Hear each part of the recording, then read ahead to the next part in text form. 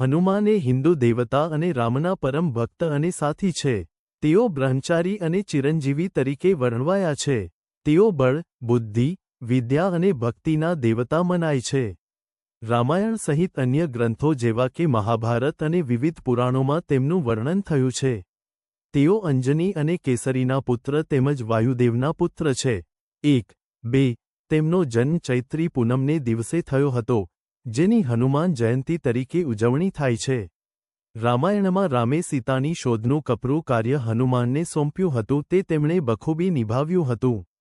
રામને હનુમાન ઉપર પૂર્ણ વિશ્વાસ હતો, તેથી જ જ્યારે રાવણના ભાઈ વિભીષણનો સ્વીકાર કરવો કે ન કરવો તે ગડમથલમાં પડેલા રામે સુગ્રીવના અભિપ્રાયને ઉવેખીને પણ હનુમાનજીના મંતવ્યનો સ્વીકાર કરેલો. કારણ કે રામ હનુમાનને માત્ર એક ભગત તરીકે જ નહોતા નિહાળતા, તેનામાં રહેલ માણસને પારખવાની અદ્ભુત શક્તિને પણ સમજતા હતા.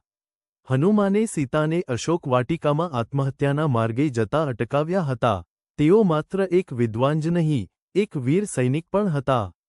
તેમનામાં કોઈપણ કાર્ય બુદ્ધિપૂર્વક હાથ ધરવાની સમજદારી હતી. તેથી તેઓએ એકલે હાથે રાવણની આખી લંકા સળગાવી નાખી હતી.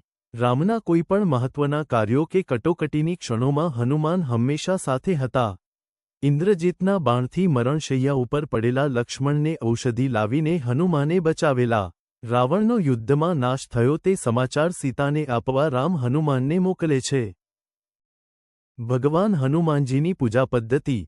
હનુમાનજીનો જન્મ સૂર્યોદયના સમયે થયો હતો, તેથી જ હનુમાન જયંતીના દિવસે બ્રહ્મ મુહૂર્તમાં પૂજા કરવી શુભ માનવામાં આવે છે.